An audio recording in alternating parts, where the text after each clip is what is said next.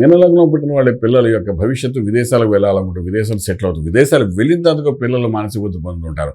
పెళ్లిళ్ళు చేస్తారు, విదేశాలు సెటిల్ అవుతారు, కానీ అన్యోన్యత కోల్పోతుంటారు. వాళ్ళ పిల్లల యొక్క వివాహ వ్యవస్థ ఇబ్బంది పడుతుంది. నా పిల్ల పెళ్లి చేసుకుని కానీ సుఖపడట్లేదు, ఆవిడ జాతకం ఏమిటో ఎలాగుందో, మనం ఏం చేయలేని పరిస్థితి, వాళ్ళు విదేశాల్లో ఉన్నారు అని ఒక సమస్యతో మానసిక ఒత్తిడి పొందుతున్నప్పుడు మీ పంచమ భావం అంటే కర్కాటక రాశిలో ఎటువంటి పాపగ్రహాలు తిరుగుతున్నాయి. కుజుడు ఉన్నాడా? కుజుడు అంటే మన పిల్లలకి ఇబ్బంది పెడుతుంది.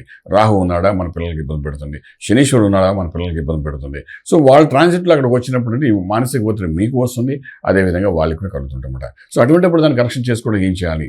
చంద్రుడు పంచమాధిపతి చంద్రుడు అయ్యి ఉన్నాడు. చంద్ర సంబంధించిన మంత్రం చండీ మంత్రాన్ని సాధన చేసుకుంటూ వెళ్ళాలి.